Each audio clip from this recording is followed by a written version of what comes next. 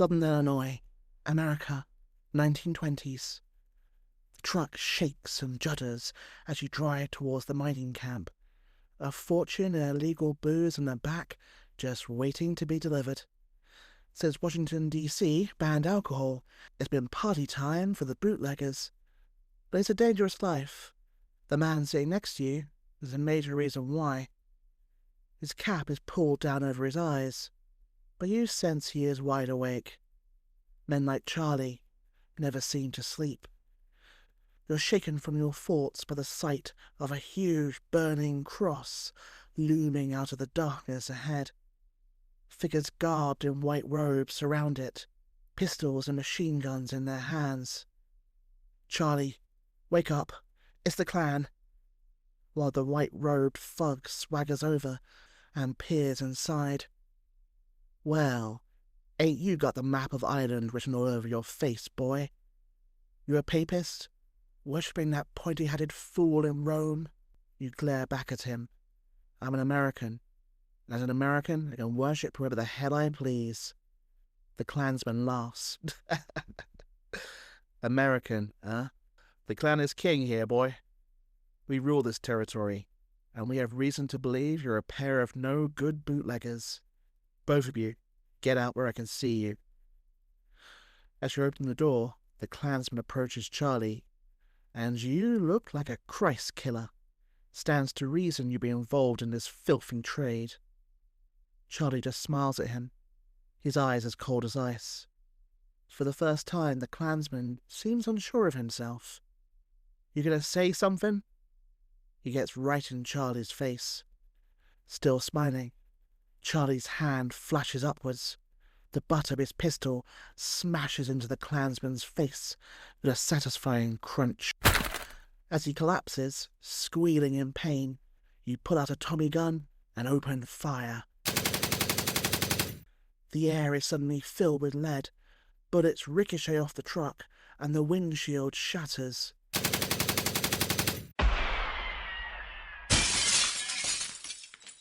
A Klansman falls screaming to the ground, clutching his leg. Another goes to help him, but you rake his body with bullets, and he goes down. Soon the rest are fleeing into the darkness. Then you notice alcohol pouring from a bullet hole in the side of the truck. One of the barrels must have been hit.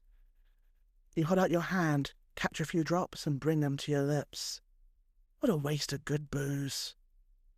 Charlie approaches the still moaning Klansman. He's not nearly so brave now. I hate you goddamn bootleggers. Who are you? Charlie looks down at him. The same smile is still on his face. Perfectly calm. The name's Charlie. Charlie Berger. And I hate the Klan. He raises his pistol and fires. I'm your host, James Barton. Welcome to Forgotten Wars. This country is at war with Germany. Today, our armed forces joined our NATO allies in airstrikes against Serbian forces. Eagle 1, first strike, you have permission to engage the target. In the first few hours after our servicemen went to the rescue of young Americans and of democracy in Grenada, Damals uns ausgebeten. Wollen wir 4 Jahre Nazi? Hello everyone. Welcome to the show. It's good to be back after my 4-week break. When we think of Prohibition-era America, one name automatically comes to mind: Al Capone. Yet Big Al's reign as a Don of Chicago obscures a far more fascinating Prohibition war in southern Illinois. It was like the Wild West, with gangs building their own tanks and using aircraft to bomb their rivals. But the gangs soon faced a new threat: the rapidly growing Ku Klux Klan, the invisible empire, determined to stamp them out. What followed was a brutal war that engulfed the region. Southern Illinois was a wild place in the 1920s. A landscape of remote villages, poor roads, and hard-to-reach hill country created a clannish society deeply suspicious of outsiders and any authority. Extreme poverty was the order of the day as dirt-poor farmers tried to scrape a living from the land. Even worse were the company mining towns in the coal region. The miners here lived in a landscape of poverty, sickness, and a black dust that coated everything: clothes, skin, and lungs. Chicago and the wealthy north of the state paid little attention to the south, looking down on its hicks from the sticks. As long as they didn't cause too much trouble, they were content to leave them alone. The post-First World War years were an especially bleak time for a people already living on the breadline. A global grain glut sent wheat prices plummeting, while the coal industry sank into depression. Elsewhere in America, the roaring 20s meant crowds cheering a booming stock market and Charles Lindbergh's record-breaking flights. In southern Illinois, however, the only roaring came from angry miners and machine guns.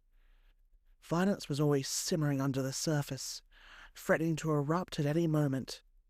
At a coal mine near the town of Heron, a strike turned into a full-scale battle after mine guards opened fire on striking miners. Enraged, the mob raided gun stores and besieged the mine as a fierce gun battle broke out. The terrified guards and strikebreakers surrendered, only to be massacred. No one was ever found guilty due to strong local support for the strikers.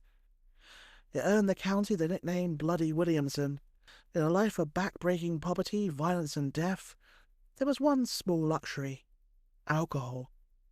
It flowed liberally in southern Illinois, especially in the mining towns filled with Irishmen, Germans, Italians, East Europeans, and Jews.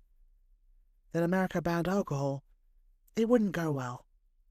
Since the Republic's earliest days, there had been calls to ban alcohol in the United States. For much of American history, drinking water was often unsafe, while beer, cider, and other alcoholic drinks became a normal part of everyday life. America gradually developed a reputation as a nation of drunks, with all the social problems that entailed. Despite growing support from social reformers and evangelical Protestants, Prohibition was nowhere near becoming law of the land until the First World War. A wave of nationalist anger directed at German brewers finally helped push it over the line. There's a wonderfully ridiculous propaganda poster showing the German Kaiser, the Austrian Emperor, and a bottle of whiskey looming threateningly over America. Apparently, the US was expected to fight all three at once. I'll put it on the Facebook group. In 1919, the 18th Amendment was ratified, while the Volstead Act provided the means to enforce it. Instead of creating a nation of teetotalers, Prohibition handed organized crime the opportunity of the century. Almost overnight, around $1 billion a year flowed into the black market. That might not sound like much today, but it's roughly $20 billion in modern money. If you had the brains, the guts, and, most importantly, the willingness to use extreme violence, a fortune was waiting to be made in bootlegging. While Al Capone built his empire in Chicago, the southern counties produced their own bootlegging kings. The most notorious, at least at first, were the Shelton brothers. One newspaper would later call them the most violent gang in American history. The three brothers were born in Wayne County, Illinois. As soon as they could walk and talk, they were living in the criminal lifestyle, mainly small-time theft and robbery. But Prohibition transformed everything. Once the brothers entered the bootlegging business, their gang rapidly expanded. Each had his own role. Bernie was the enforcer, notorious for his temper and toughness. Earl was the organizer, coordinating shipments of illegal booze and later running the gang's gambling clubs. Carl was the leader, particularly skilled at bribing local officials and politicians. Eventually, the Shelton gang had called upon more than 50 men. Among their early allies was a young gangster we have already met, Charlie Berger. Shachner Isaac Berger was born in 1880 in Russia, according to his military record, and came to America in a wave of East European Jews that stepped off the boat at the end of the 19th century. Changing his name to the more Americanized Charlie, he had an interesting life even before becoming a criminal kingpin. Serving in the US Army, working as a cowboy out west, and indulging in various criminal activities. He somehow found the time to have 4 wives as well. In 1913, Charlie Berger returned to the Hill Country and began his career as a bootlegger, supplying southern Illinois with whiskey and beer. Berger's rise to prominence in Bloody Williamson was due to his winning personality and his ruthlessness with rivals. He was a showman who loved acclaim, perhaps more than a dollar. He resembled cowboy movie star Tom Mix, and he played on that, dressing in western clothes and bragging about his background as a cavalryman and a breaker of wild horses. The stuff of legend, he was part monster, part Robin Hood. Tradition has it that Charlie often placed groceries at the doors of the needy, and they provided coal for families that could not afford it. Kids flocked to him as he gave them the Pied Piper treatment, with liberal bribes of ice cream and watermelon. A favourite flourish was to go to a schoolyard and toss dimes to the children, many of whom could otherwise go a year without seeing a 10-cent piece. Yet the same man who could be so generous and kind could also kill without scruple. One of his own gang members described him as, quote, "He had a wonderful quality, a heart of gold. There in Harrisburg, sometimes he support 12 or 15 families, buy coal, groceries. But he had cold eyes, a killer's eyes. He would kill you for something somebody else would punch you in the nose for." End quote. Bootleggers like Berger and the Shelton Gang forged an informal business alliance between the hill people, who manufactured much of the booze and deep wood stills, and the miners who consumed most of it. Local police were not especially eager to enforce the law and arrest the bootleggers, who were often neighbours or boys they'd gone to school with. Chances were the cops drank the stuff themselves. At first, they simply looked the other way. Then came the inevitable next step, accepting small bribes to keep looking the other way. Williamson County and several of its neighbours, the heart of the southern Illinois mining belt, became a hotbed of crime, violence and corruption. Not everyone was happy to turn a blind eye to the rum-runners or the corruption of the local authorities. Prohibition had its supporters, even in Williamson County. The Protestant, Anglo-Saxon, evangelical, and especially Southern Baptist farmers despised what was happening around them. Deeply suspicious of the authorities being in bed with the bootleggers, in their desperation, they called out for a hero to lead them. Amazing grace, how sweet the sound that saved a wretch like me. The church is packed to the rafters as you take your pew, nodding to friends and neighbours. Everyone is dressed in their Sunday best, and it feels like any other Sunday morning service. Except for one thing. Next to Reverend Smithers stands a small, nondescript man with pearl-handled revolvers strapped to his hips. Who brings guns to a church? Then the minister begins speaking. Today, a good friend of mine will be addressing the congregation, a Mr. Young. He has much to say about the sin rampant in our community. Young takes the pulpit and stares out at the congregation with an intensity that surprises you. At first he speaks softly. "Thank you, Reverend, for your kind invitation to speak to the members of this good, law-abiding congregation. People like yourselves are becoming hard to find in this county. It's not for nothing it bears the name Bloody Williamson." He pauses, looking round the church. The virtuous and the just are a besieged minority, beacons of light in a growing darkness. You know of the darkness of which I speak, don't you, friends? His voice suddenly rises. Don't you? Before you can stop yourself, you jump to your feet. The demon drink! Young points directly at you. Yes, my good man, alcohol. It poisons men. It poisons women. He pauses. A look of pain crosses his face. And children. A woman cries out in distress. It poisons entire communities. And worst of all, the corruption it creates has poisoned our local officials. Shocked gasps echo through the church. Everyone is staring at Young, entranced. You know it's true, friends. Look into your hearts. You are sick of the sheriffs and politicians turning a blind eye to the river of liquor flowing through our communities. all for 30 pieces of silver. His fist crashes against the pulpit. Judases! That's what they are! Judases! The congregation erupts, people shouting from the pews. He speaks the truth! Testify! Young raises his hands for silence. And you know who stands behind this corruption. The bootleggers. Aliens from foreign shores who corrupt our noble land with their rum, with their Romanism, with their very presence. You are completely caught up in his preaching. Young no longer seems small or nondescript. Before your eyes, he has transformed into an Old Testament prophet, burning with righteous fire. Our forefathers built a new Eden in this land, but now there is a snake in the garden. He grips the side of the pulpit. Will you allow Williamson County to become Sodom and Gomorrah? No!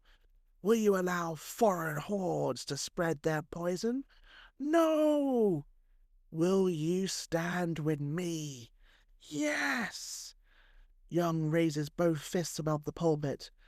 Then, brothers and sisters, we shall launch a crusade against the bootleggers. The church erupts around you. Men and women leap to their feet, cheering, shouting, raising their fists towards the pulpit. You came here this morning expecting a sermon. Instead, a holy war has begun. S. Glenn Young often appeared in public in riding pants and boots, pearl-handled six-shooters strapped to his thighs, and a submarine gun cradled in his arms. Little is known about the mysterious Young's early life, mainly because he seems to have been a compulsive liar. He testified in open court on different occasions that he was born in South Carolina, Kentucky, and Kansas. He also claimed to have worked for the Federal Bureau of Investigation for 6 years, during which time, he said, he had made approximately 3,000 arrests and been forced to kill 27 criminals for resisting arrest. Sounds impressive, but it was a complete fabrication. FBI Director J. Edgar Hoover later revealed that Young had been employed by the Bureau for only 5 months. To have compiled the arrest and shooting record he claimed, he would have had to have arrested 20 men a day and killed 1 or more every week. After flunking out of the FBI, Young became a special agent of the Treasury Department's Prohibition Unit, assigned to East St. Louis. He immediately proved himself to be a zealous foe of bootlegging. So zealous that after just 4 months on the job, he shot and killed a man during a raid on a still. Young was put on trial for murder, but acquitted on the grounds of self-defense after claiming the bootlegger had pulled a gun on him. The Prohibition Unit later fired him, not just because of the killing, but also for confiscating $157 from a gambler and keeping it for himself, as well as travelling with his mistress while on government business. By 1923, Young was looking for a cause, and he found it in a rapidly growing organization spreading across America like a weed. The Ku Klux Klan had begun life just after the American Civil War, resisting Northern control of the former Confederacy and terrorizing newly freed black Americans. It was eventually crushed by the federal government and seemed to disappear into the history books. But in 1915, a soon-to-be infamous film was released, The Birth of a Nation. It was Hollywood's first massive blockbuster, pioneering techniques like tracking shots and dramatic close-ups. It was also one of the most racist films in history, portraying the old Klan as heroic defenders of the South. Much of the Klan imagery we know today was popularized by The Birth of a Nation. Its white-robed horsemen and burning crosses would help inspire the rebirth of a new Klan. This second Klan was a very different beast from its predecessor. It was no longer simply a Southern organization. In fact, some of its greatest strongholds were above the Mason-Dixon line, and its hatred was no longer directed solely at black Americans. Catholics, Jews, and immigrants were added to an ever-growing list of enemies. By 1925, the Klan claimed between 4 to 6 million members, around 40% concentrated in Ohio, Indiana, and Illinois. It's become a powerful political force, particularly at the state and local level, and perhaps most disturbingly, millions of ordinary Americans regarded it as entirely respectable. To reinforce its public image of respectability, the Klan enthusiastically took up the cause of Prohibition. It cared little about the supposed health benefits of banning alcohol. Instead, Prohibition provided another useful club in which to bash immigrant communities, particularly the Irish. When Young and the Klan arrived, preaching a crusade against bootleggers, they were soon swamped with volunteers. As these recruits armed themselves, a new chapter of extreme violence was about to be written in the history of Bloody Williamson. Armed with warrants of, shall we say, dubious legality, Young launched what he called a mass raid against the bootleggers. To me, it looks more like a search and destroy mission from the Vietnam War. There was little detective work involved. It was essentially an armed assault on the immigrant mining communities. Doors were kicked in, screaming women were dragged out by their hair, men were gunned down or beaten in their own homes. Young's Klansmen also began ransacking and looting the houses of their victims, in some cases even burning them to the ground. Hundreds of supposed bootleggers were paraded through the streets under armed guard, while Young gave speeches about resistance to the foreign hordes and their un-American demon drink. He seemed to have forgotten that alcohol was about as American as apple pie. Indeed, the original colonists were probably using those apples to make cider long before anyone thought of putting them in a pie. Young quickly followed up his first raid with 3 more, each less legal than the last. Mining communities and remote villages in the hill country woke to find their streets swarming with armed Klansmen. Houses were ransacked, accusations of torture were widespread, and hundreds were dragged away as prisoners. Some wouldn't be seen again. The terror was soon kicked up another notch. The Klan began surrounding mining communities with armed checkpoints, allowing only those who knew the password to enter or leave. Most of the time, the Klansmen manning these checkpoints were simply ordinary men with guns.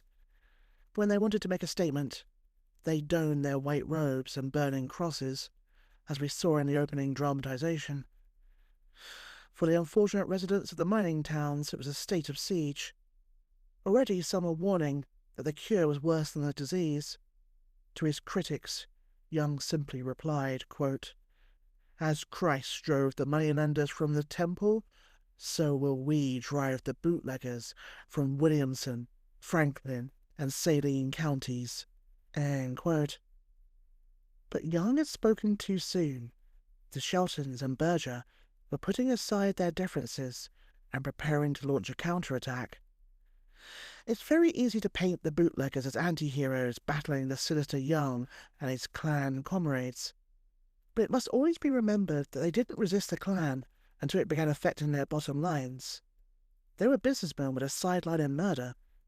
If Young had stuck to raiding poor Italian, Irish, and Jewish immigrants, they likely would have bided their time and waited him out. But that wasn't Young's style. He began targeting their businesses. The Klan swept into towns such as Ziegler, which despite its tiny size, had 52 illegal saloons, and plenty of business for the trainloads of prostitutes from St. Louis, who arrived every mine payday. On one such raid, Young caught Earl Shelton, while the infamous trio of brothers. While his men held Shelton down, Young demanded that he reveal which officials he was bribing. When no answer came, a former bootlegger turned Klansman named Caesar Cagle savagely beat him with the butt of his revolver. Eventually, they dragged Shelton's battered body outside and set his speakeasy on fire. It was the final straw. The Sheltons temporarily agreed to a peace with Berger's gang. Soon, the convoys of Klansmen heading out on raids were being ambushed by masked gunmen firing Tommy guns and rifles from the trees. As the violence increased in the boondocks, it soon spread to the cities as well. After a scuffle outside the Rome Club in Heron between Klansmen and anti-Klanners, the city became a shooting gallery as the two sides hunted each other through the alleyways and darkened streets. And the thick of the fighting was Berger, using the training he received in the army to lead his men in urban warfare. Despite multiple injuries, only one man died, Caesar Cagle. Word quickly spread that Earl Shelton himself had tracked Cagle down during the fighting and blown his head off with a shotgun in revenge for the earlier beating. The story wasn't entirely accurate. Kager had actually been shot in the torso, but Earl was still widely believed to have pulled the trigger. Young had lost one of his own and was beside himself with fury at this new resistance, unlike anything he had encountered before.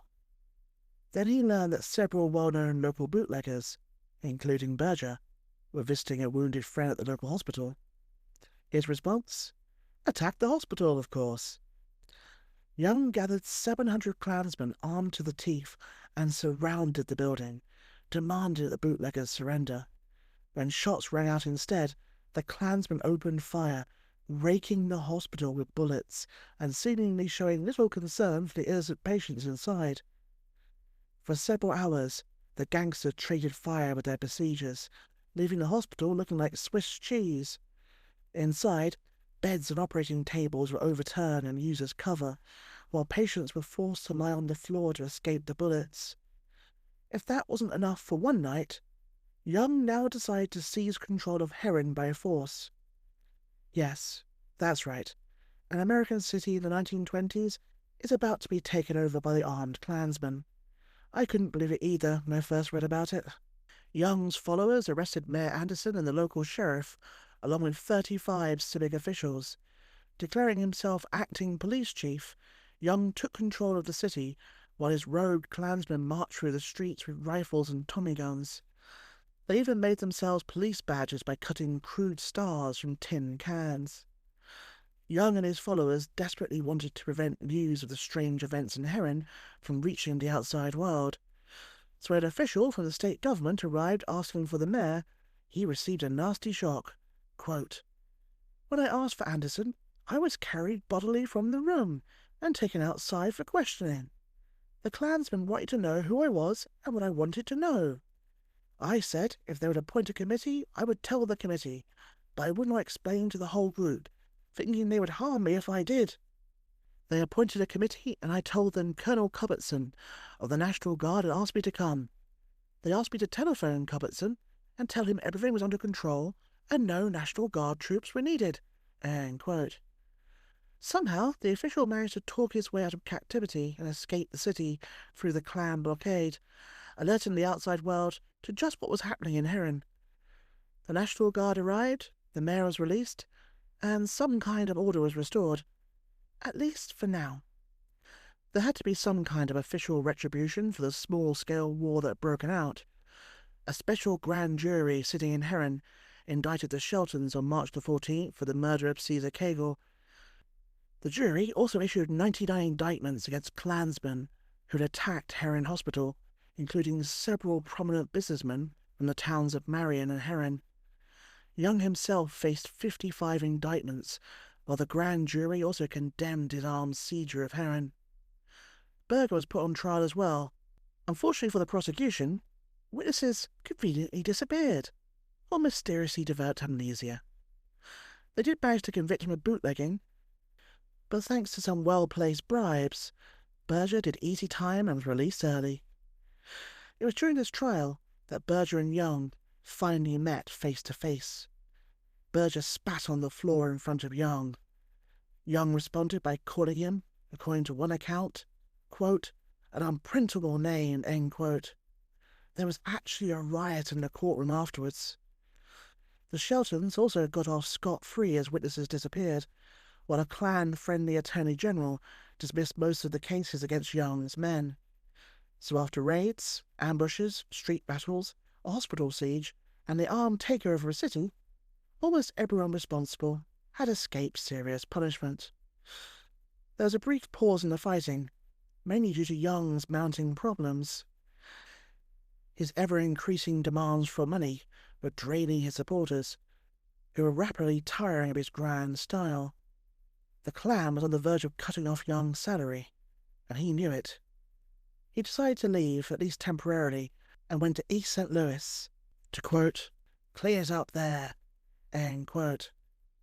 This might have been the end of the war, but Berger and the Sheltons were out for blood. The conflict was becoming a personal battle of wills with Young, a good old-fashioned blood feud that could only end one way. Young was driving to East St. Louis with his beautiful, much younger second wife and an expensive car paid for by his supporters in Illinois. Who says crime doesn't pay? Suddenly, a passing car slowed down and its occupants opened fire. Young's knee was shattered. His wife was blinded by shotgun pellets, most of which struck her full in the face. As news filtered back, the disgraced Klan leader became a martyr. His support among the prohibitionists of Williamson County skyrocketed once again. The Klan set up roadblocks along every highway, somehow learning that the would-be assassins were returning that day. As the gangster's car tried to avoid one of the roadblocks, it was raked with machine gun fire, killing one man and wounding another. The battered car was taken to a local garage for repairs. Unfortunately for the Sheltons and Berger gang, the garage was owned by a member of the Klan. When they arrived to collect the car, the staff seemed strangely reluctant to let them leave. A fistfight broke out. Then a car filled with Klansmen slowly drove past the garage. Tommy guns appeared at the windows. They opened fire. In the resulting gun battle, every bit as violent as anything happening in Capone, Chicago, 6 men were killed. Carl Shelton took a bullet through the hand, while Earl was shot in the leg. Full-on urban warfare was only prevented by the National Guard speedily arriving in the city. Young and Berger were out of action for now, but Bloody Williamson was living up to its reputation. And the war was changing. What had begun as a Klan crusade against bootleggers was now splintering into vicious street warfare between rival armed factions. Throughout the summer months there was relative peace. Klan-backed candidates swept the local elections, and the invisible empire continued to grow in strength. But for now it appeared that ballots, not bullets, would settle the disputes over Prohibition. For a few months, Bloody Williamson seemed exhausted by its own violence. But as autumn came, the attacks on distilleries and bootleggers began again, this time far more targeted than before. Mining towns awoke to find banners hanging across their streets, emblazoned with the words, "Klan Country." A bomb exploded next to a Catholic church. Berger and the Sheltons read the tea leaves. Young was back. By now he'd been expelled from the Klan nationally, as all the bad publicity had brought them, but locally he was still a hero to many for taking the war to the bootleggers. What happened next was right out of the Old West. Ora Thomas was a bootlegger who had recently been made a lawman by a sympathetic sheriff. He despised what Young and the Klan had done to his community, and had taken part in most of the fights against them, including the hospital siege. According to a later investigation, Ora just happened to be walking past the Hotel European in Heron when he spotted Young and his bodyguards inside the hotel cigar shop. They were intimidating a clerk who'd allegedly been spreading rumors that Young had been a strikebreaker during the Heron massacre.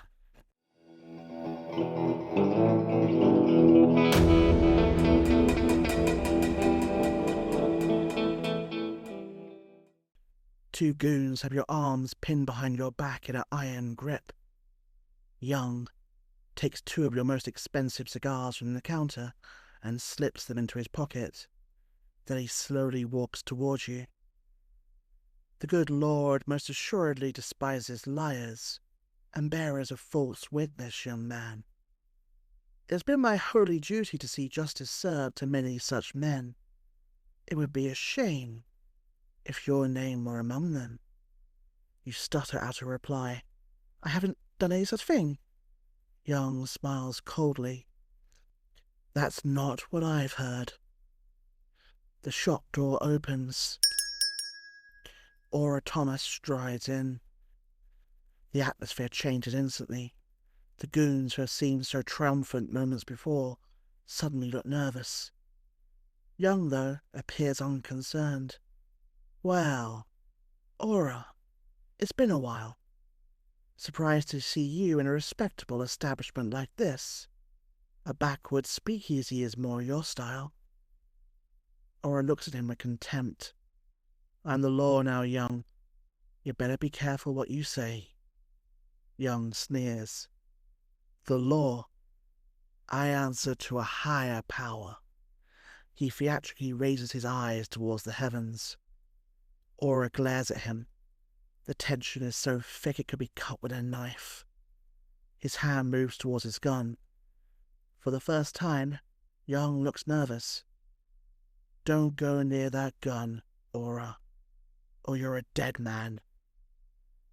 Aura just smiles and reaches for his pistol.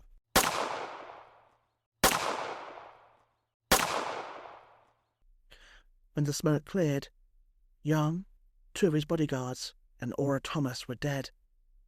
The National Guard once again flooded the streets of Heron.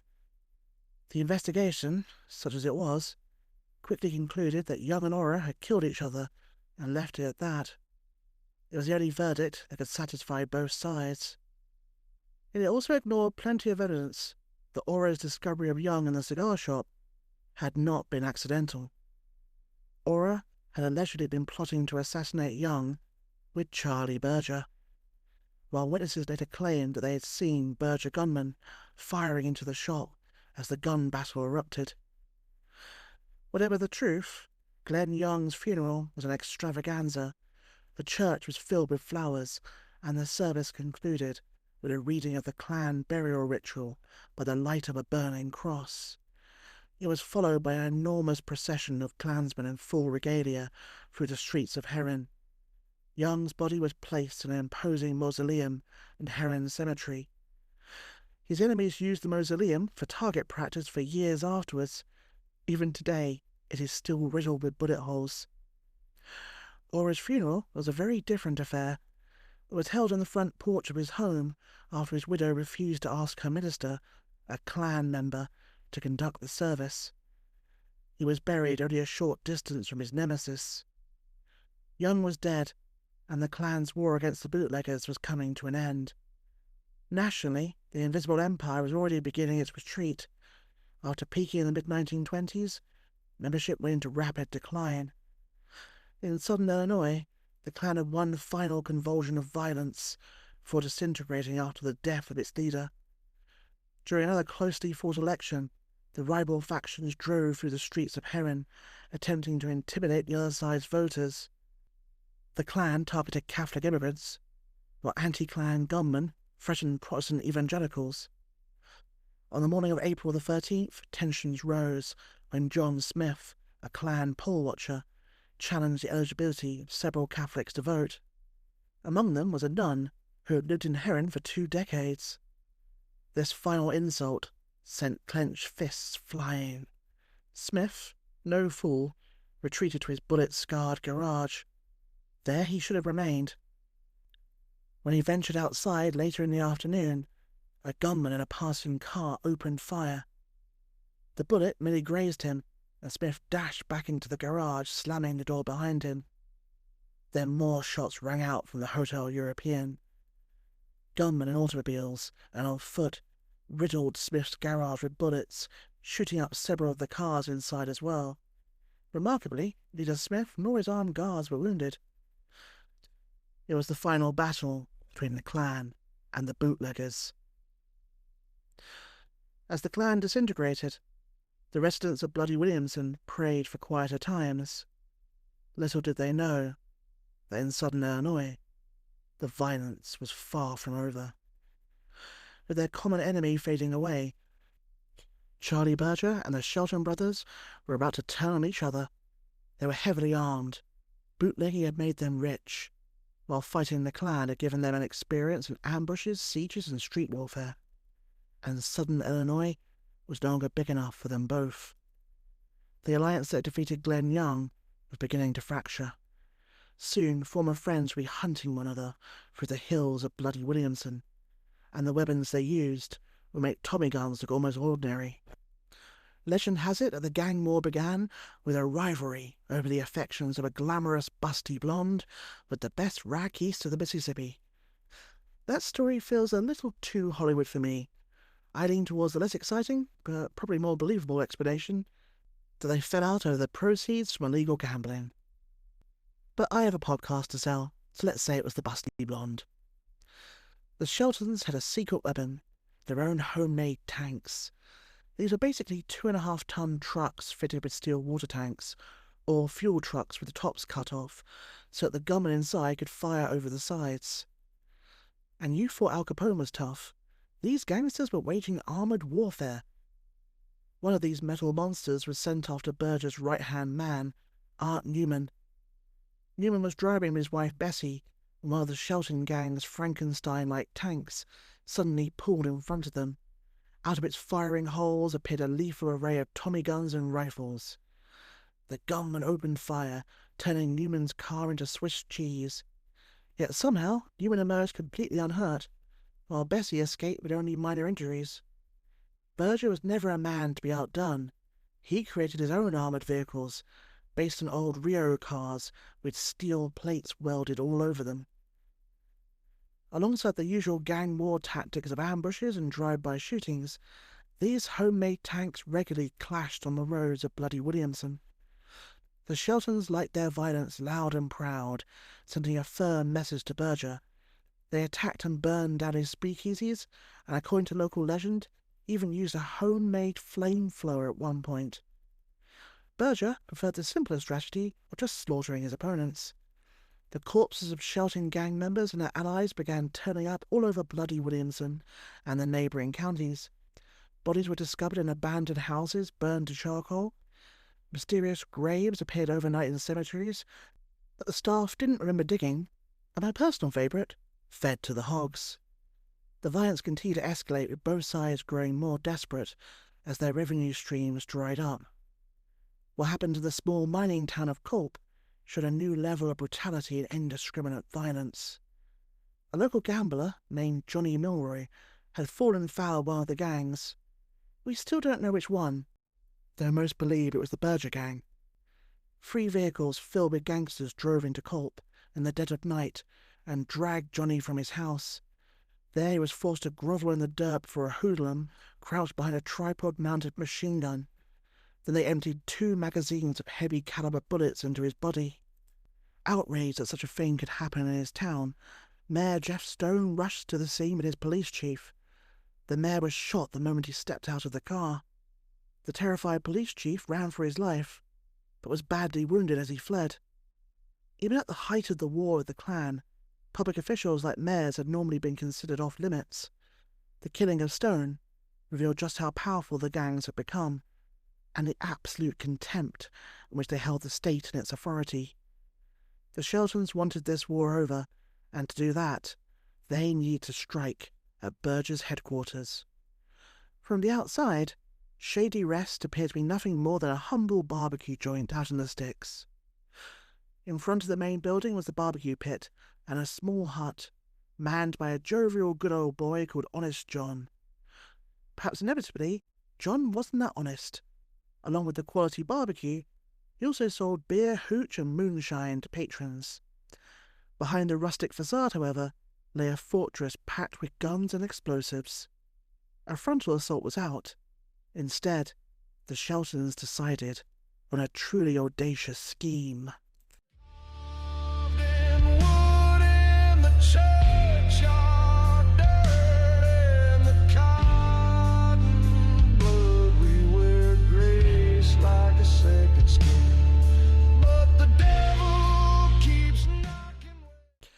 It's a hot and humid day, the sun blazing down relentlessly as you approach the barbecue stand, the delicious smell making your mouth water. An old man with a long grey beard appears, looking more like an ancient gold miner than a cook. "Howdy there. The name's Honest John. What can I do for you?" You plonk down cash and ask for some hooch. "My good sir, that would be against the law of the land. This is a godly, law-abiding establishment." You laugh. "Sure it is. Now get me the hooch." As the chuckling old man heads off, you hear the low, buzzing drone of an aeroplane.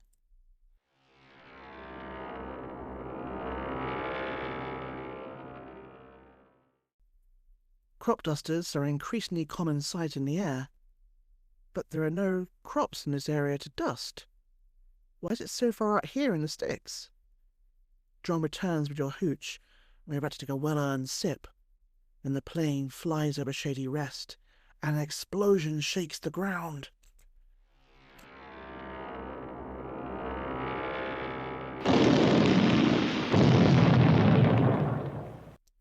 You both fall to the ground as men rush outside and start firing at the plane as it disappears over the horizon. It's then you realise your bottle of hooch has been smashed. Damn it! The old-timer pipes up. You still have to pay for the hooch. Bombs dropping from the sky is an act of God, and not the fault of this here establishment. Honest John, your ass. The Sheltons were very good at thinking outside the box. Through bribery, they persuaded a local pilot to chuck 3 dynamite bombs out of his Curtiss Jenny. The aerial attack was unsuccessful. In one account, none of the bombs, which are basically dynamite wrapped around a container of nitroglycerine, worked. In another, 1 bomb exploded, killing a dog and a pet American eagle. It was the first known aerial bombing in the US. It wasn't the Japanese at Pearl Harbor. It was gangsters fighting over alcohol. The Sheltons would eventually blow up Shady Rest, the old-fashioned way, from the ground. Yet neither side could defeat the other. In the end, it was the law, so often mocked, bribed, and ignored, that finally brought the war to a close. For Berger, the murder of Mayor Stone had been a step too far. Even his political protection could not save him for justice for that one. For the Sheltons, an attempt to blow up another mayor, and their involvement in the largest bank robbery in the state's history, finally came back to haunt them.